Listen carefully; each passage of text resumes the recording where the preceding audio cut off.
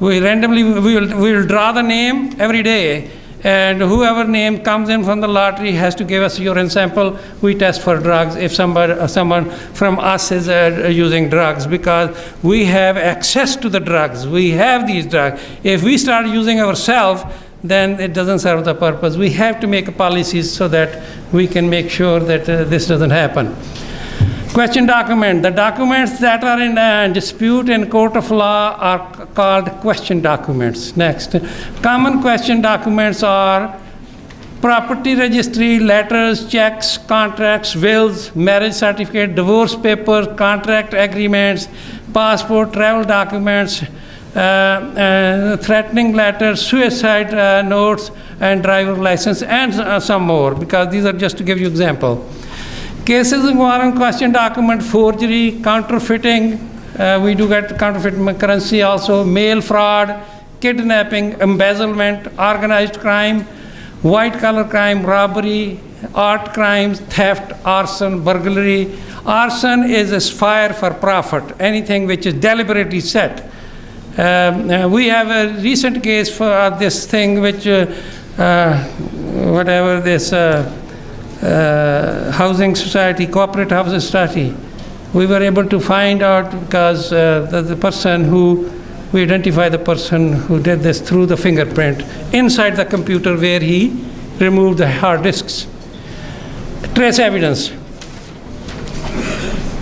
Any small piece of material, man-made or naturally occurring, like glass, hair, fibers, tape, tire tracks, paint, soil, gunshot residue, shoe prints, unknown material, explosive is handled in this laboratory. Next. Crime scene investigation. The process and to use the physical evidence at crime scene and the use of reasoning to gain knowledge of events, crime scene. Crime scene, physical evidence is very, very important. That's what the crime laboratory is about. Because physical evidence, people with eyewitness can lie. Eyewitnesses cannot be present at the scene where it happened. When physical evidence is always present, it does not lie, it doesn't perjure, it doesn't get pressure. It can be retested anytime. But human eyewitnesses, you all professional people, you know what's the problem here. Physical evidence can be anything from massive object to microscopic traces. It may be necessary to take a custody of the clothing worn by the participants in crime. Critical areas of the crime scene should be vacuumed and sweeping submitted to the forensic laboratory. I will talk here because sweeping we do not like in every case, but when there is a needed, we like to have. But it is a lot of work for us. For example, this case, I just give you an example of when I talk about, these are the cases which I handled myself. So this was one time, the one girl was in a bar sitting drinking, and next to her there was a male, and he pretended that I'm a diabetic, I left my medicine home, I'm very low in sugar, I don't have a car, I didn't drive, could you drive me home? And she said okay. As soon as he got in the car, she was blindfolded and put her in the back of the car, and he took her to the unknown place, raped her, kept her blindfolded. Now she had no clue where she was actually taken to. Police, through investigation, located his house through talking to the bar people, bartenders, and whatever. Now, police asked her, do you know anything you remember you left or you are missing? She was missing eye contact. You know how small pieces are, eye contact. We vacuumed the whole room. It was more than 20 pieces of fine pieces. It took us 3 weeks to go through that debris to find those things, and then extracted DNA out of those 20 pieces. It matched with the female victim which came from eye. Now where he say, I don't know this lady, I have no contact with her, she is placed into his bedroom, where now the court he has to be accountable to the court, explain why her DNA was in his bedroom. Firearm tool marks. It is every gun and a tool has a story to tell, and the story is from the mechanical fingerprint.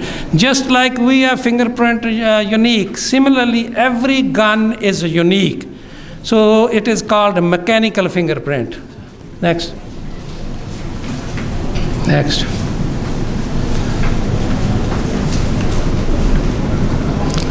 So when, let us say, when a firearm comes to us, there are three things, for example, we do. When you push the bullet into the gun, you are leaving fingerprint and you are leaving some DNA on it. So when we receive these things, we have to do two things. First, case has to go to the relevant section is a fingerprint, because they have to develop a fingerprint and take a picture so that can be compared. And once they satisfy that yes, picture is fine, then it will go to DNA, because we have to swab that area and extract the DNA out of it. And then third will be firearm. So there are three sections would have independent reports. Next. Fingerprints. Next. Next.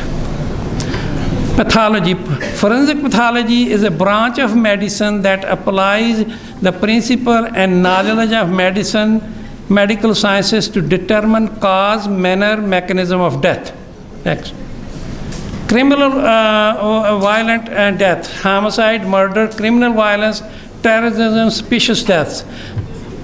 Non-criminal deaths are accidental, suicide, death from sudden natural causes, industrial accidents. Next. Forensic audio-visual, that's another laboratory where we do the audio-visual analysis, clearing up the picture, CCTV camera footage, to make sure that we develop those and restore the pictures, and then we can be comparing. Digital forensic, computer crime scenes, crimes, those are being conducted using the internet or with the help of computer. These crimes are also referred to as cyber crimes, high-tech crimes, and technological crimes, depending on the area in which they are being committed. Polygraph. Polygraph is a lie detecting test. No court in the world, as far as I know, they accept it. But it is a highly used, and it is a very good and excellent investigative techniques. We have a very good reports about it, and but I don't think it's used in a court as evidence. Establishment of database banking. As I mentioned in the beginning, PFS's capabilities are not fully used. Number one, to have this full use, we need three databases. Number one, firearm database. Number two, DNA database. Number three, fingerprint database. Without these databases, it is very, very expensive to run the labs, and we are not doing justice to the nation. And I have tried firearms, we have a database.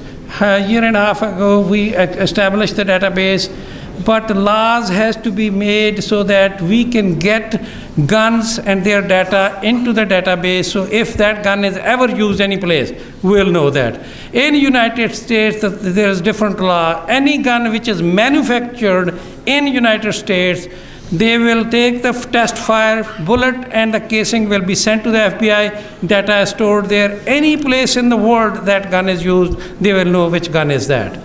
So we need to implement that. But we have an internal database. With that, we have 200 hits. When I say 200 cases which were unknown, nobody knew about that. And we were able to detect those. For example, one of the case was in Pindi Secretariat killing, that they were killing several Imam Bargas, there were shootings. And we were able to connect one gun which was used in 3, 4, 5 places. And then at the end, we were able to tell the police, this is your person. So this is a very important database. And similarly, DNA database. DNA database, we need, in the beginning, when we started in the United States, I was part of that because we, in the development, testified to the Congress. So once we testified, 63% of the people, basis of databases, 63% of the people, they are convicted of any crime. They spend the time in jail. When they get out, within 2 to 3 years, they're going to commit the same crime. That was the basis. The Congress invested $5 billion into this project. And we established. In 98, we started at the US. We have for DNA database right now, 16 million people's DNA profiles are in that. And more than 375,000 crimes have been solved where there was no clue at that. I will show you some cases later on. Fingerprint is similarly because it's a turf war, because police don't want to give it up. And now I don't know what we do. Next. So this is a case in the state of Indiana versus Timothy Belvity in 1991. This is a case which I worked in the United States in 91. At that time, DNA technology was not this sensitive what we have. At that time, we need a lot more DNA and better quality. So this young girl, her name was Crystal McClure. She was 5 years old.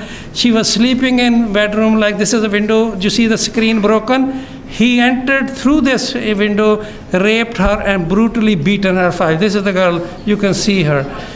And then at that time, semen was identified, but we saved the evidence. So then I say, okay, after 12 years, it was my routine. I will take old cases and run DNA and put it in the. Once the DNA was put into the coders, I went to the bathroom. When I was coming, FBI phone was ringing by telling me this is the man, Timothy Belvity. See that picture on the right? That was a police catch this little girl in traumatized situation. I think she was a very smart girl. That she gave the identification how it looked like. Look at the picture, exactly like the real picture. I've never seen a case like this. But then this Timothy Belvity, when he was tried, and she was 19 years old when she came to testify. Next. She was 5 years old when she was. This is my report about that. Next. Mike Tyson, heavyweight boxing champion. In 92, there was a black beauty pageant in Indiana, back. And then Mike Tyson was a chief of guest. He was walking around, there was a 19 years old girl, black girl, naive probably, and she was one of the contender. And he came to her and then said, "Oh, would you like to have a dinner with me tonight?" She thought he's just saying that, and she laughed and he left. After a while, he came back again and he asked her again, and 3 times, 4 times he came and he asked. She said, "Okay." She asked her friend that he's asking me, but she was young and she thought, oh, he's a heavyweight champion, and just to brag, and she accepted. So she waited in the evening and he didn't show up. She went to bed. 1:30 at night, he calls her, wakes her up, that let's go now. She said, "No, I'm not going, I'm sleeping." He begged her about 45 minutes on the phone that let's go. And she has a roommate, her girlfriend. She says, "Oh, no, go, there are still eat places open." He went. As soon as she left, and he said, "Oh, I have forgot my wallet. Let's go to my room." She was not going. He said, "Oh, I have a bodyguard." So they went and he raped next. He raped her, and the case came to us. I was the person who worked the case. Next. Okay, this is the girl. Her name was Desiree Washington. Next. This is the limousine which was used to take her to the hotel. Next. This is a Canterbury hotel. She was raped on this bed, and this bedspread, which you see, I always talk about. This was the most expensive room at that time in that city. In 92, this room was $1,200 per night. 92, about 30 years back. But when I analyze, there are more than 200 semen stains on this bedspread, and they were all different.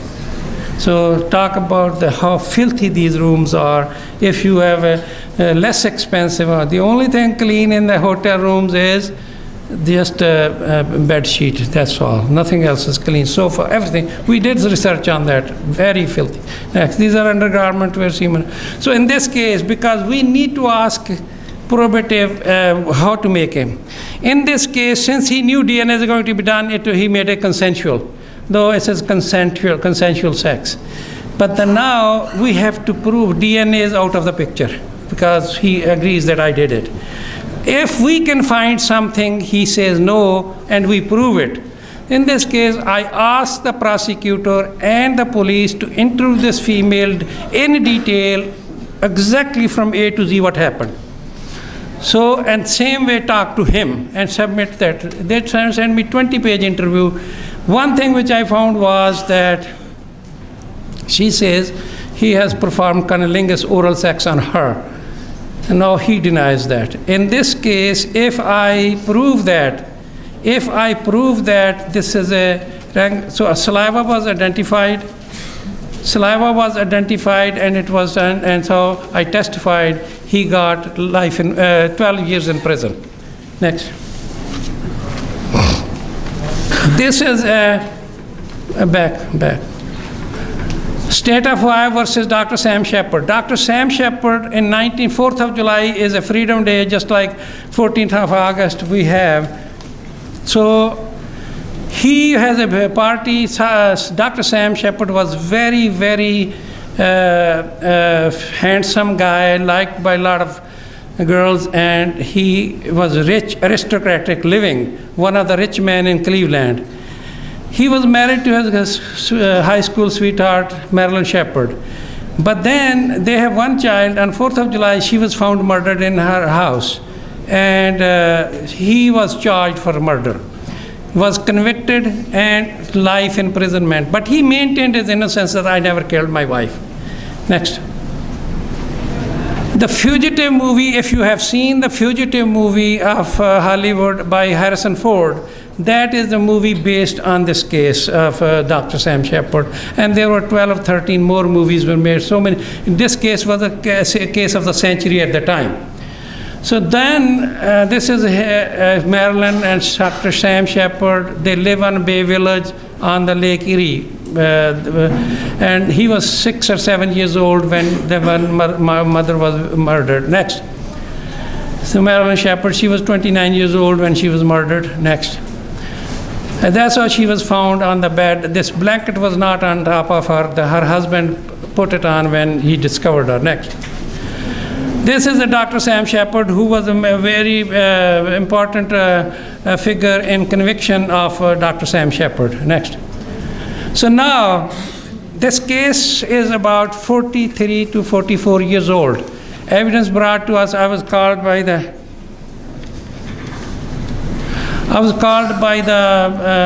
defense attorney that if you can do so. Finally, I was able to get DNA from the stamp, which is you see on the right side. And Sam Shepard, he wrote a letter in 1943 to his girlfriend, Marilyn Shepard. So, but once I found the DNA, which was third person, long story short, I was able to find a third person DNA who was hurt during that time, during killing her. And, but it can never be yours because there's no chain of custody. Because next question, because we do case so that we question ourselves, would this analysis stand in the court? When I will be asked in the court by the defense counsel, did you see yourself, Sam, licking the envelope? No. This evidence will never be used because there's no chain. So we have to exhume his body. Next. This is how his body was exhumed. He was dead for 27 years. After this is him. He was taken after 27 years in the ground. That's his dead body. Next. So we were able, then government starts, next. Government starts changing the motive that she was pregnant and he killed because of shame. And so I have to done the DNA analysis on the child. If the fetus was fathered by the Sam, so it was. Next. This is him. This is a suspect which you, and then he confessed during trial that I killed her. Next. Next. Next. Next. Next. Next. Okay. DNA is not only to kill, put people behind bars. If somebody didn't do it, is as good as to include somebody for exoneration. It's as good. Then I told about earlier that if you can see that, reminding me about post-conviction. Post-conviction was asked by the Defense Council in the United States that a lot of people before DNA technology, they were convicted without DNA, and they were saying we are innocent. Government put $5 billion just into this project to redo the post-conviction DNA. So far, 400 post-conviction DNA exoneration. Out of people who were in jail, 400 people have been found innocent. They have been taken out of the jails. Out of them, if you see, out of 400, 30 or 400 were on death row. They have to be executed, and they have been found not guilty now. Next. 200, out of these 400, 4 of them I have done the analysis, they are exonerated. And this is 200th exoneration. Jerry Miller, he was a guy who was convicted in Chicago, kidnap, rape, armed robbery, 5 counts. Convicted, 45 years in jail, but he maintained his innocence. Next. I was asked by the defense attorney, I was working for the government, but there are cases I do for testimony. Like in Sam Shepard, I testified against the government in that case. And this one was, you can see, DNA exonerate man who spent 25 years in prison for nothing. And what I had is a glass smear, sperm slide. I did a DNA. Jerry Miller is exonerated, but somebody did it. The profile was uploaded into CODIS. We found the real man, Robert Week, was the real person who raped and kidnapped that girl. Next. This is the only evidence I had. Next. Next. So I had earlier, Dr. Saab was talking about the divisional level crime labs like PFSA. No, it is not possible, because the quality cannot be controlled, plus it's a lot of expense. You know how much is our running cost for the PFSA currently? $11 million US per year is a consumables cost. So we have satellite station, and even United States labs cannot, it's not easy. Only state labs, only one lab per state. And there are certain states, small states, they don't have even lab. They go to send it to the federal labs. So we have satellite station at each division in Punjab. We are able to go to the crime scene and get the evidence. So the judiciary have and the public have more confidence. So we are handling ourselves rather than a police. Next. Next. Next. Next. International cases, we have received cases from United States. There are 3 labs. How much? 5 minutes? We have a case received from America, because the 3 people were shot dead by the police. 2 labs in the United States have a difference of opinion. We were a referee lab, and the prosecutor called and he sent the evidence. Our report was used in the Superior Court of Ohio. Similarly, Scotland Yard, we have about 12 cases came, and this is one of them from Model Town. He came and shot his and left for, and Crown Court in London, he got 28 years. Our reports were submitted in the Crown Court in London. Next. So Norway, we have a triple murder from Norway. Our report was used. Judge in this case and the prosecutor and the defense counsel came to PFSA regarding this case. 3 people were convicted life in prison in Norway because of our paternity testing from Egypt. Next. Quetta blast case, we did the Quetta blast case here, which led to the 12 more cases. This was the first case of its kind that we were able to find the handler. Next. Next. This is the In the right hand side is a handler, and the other guy suicide bomber. This is the suicide bomber and the handler. Supreme Court has a judicial Qazi Faiz Isa was leading the this bench, and we were able to go and collect evidence, and ultimately we found the handler. In that case, with 12 other cases were solved. Next. These are the comments from the Supreme Court about the PFSA. Next. Zara murder case, you all know about this probably. I don't need to talk about the Zara murder case. Next.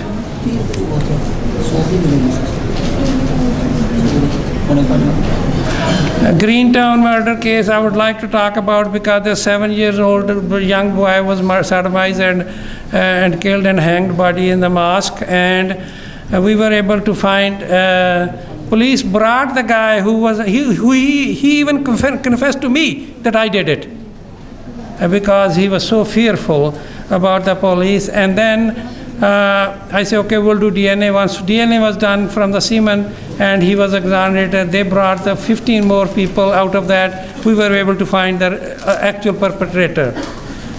And then this case, next. Saima Shahad case, murder from Britain. She was also murdered by brother and her ex-husband. We found that her body was exhumed. She was, according to them, it was okay. She had a natural death. Cause of death was strangulation, and she was raped before the murders by her ex-husband. Okay. Thank you very much, and.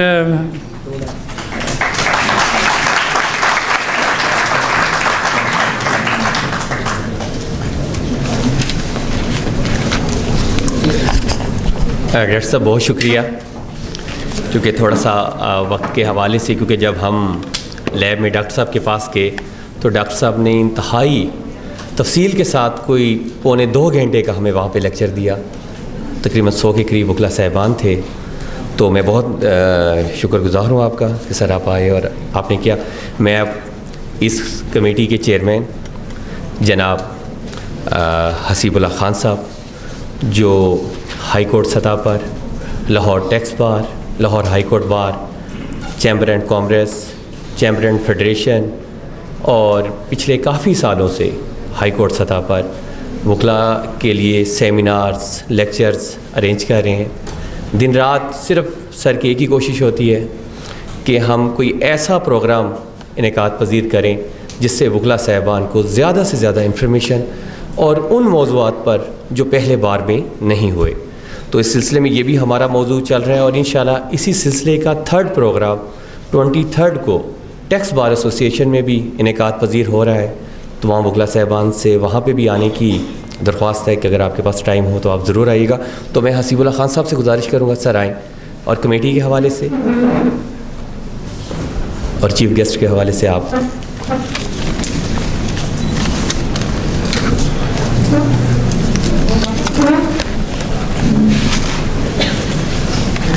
بسم اللہ الرحمن الرحیم. جناب honourable سید مظاہر علی اکبر نقوی صاحب ہمارے mister justice ہیں، بہت ہی ماشاءاللہ پیارے جج ہیں، ہمارے تمام وکلا کے دل عزیز جج ہیں. جب بھی ہم ماشاءاللہ ان کی کورٹ میں آتے ہیں اور جب ان کے پاس پیش ہوتے ہیں تو ایسا لگتا ہے کہ ہم انسٹیٹیوٹ میں ہیں، سیکھتے ہیں ہر لحظہ. میں ان کو ویلکم کرتا ہوں. جناب ڈاکٹر محمد Ashraf Tahir Sahib, director general Punjab forensic science agency, ان کو ہم ویلکم کرتے ہیں. جناب پروفیسر ڈاکٹر عارف صاحب، ہمارے رشید ملک صاحب جو کہ بہت اچھا نام ہے کنگ ایڈورڈ میڈیکل کالج میں، انہوں نے ماشاءاللہ ہیڈ آف ڈپارٹمنٹ ہیں فورینزک سائنس میڈیسن کے، اور ان کی ٹیم جو ان کے ساتھ آئی ہوئی ہے ان کو ہم ویلکم کرتے ہیں. ہم جناب شہباز صدیق صاحب، سابق نائب صدر لاہور ٹیکس بار ایسوسی ایشن، ان کو ویلکم کہتے ہیں. ہمارے جو نقطہ نظر ہے کمیٹیز کا، مجھے آج 15 سال ہو گئے مختلف ایونٹس کرتے ہوئے.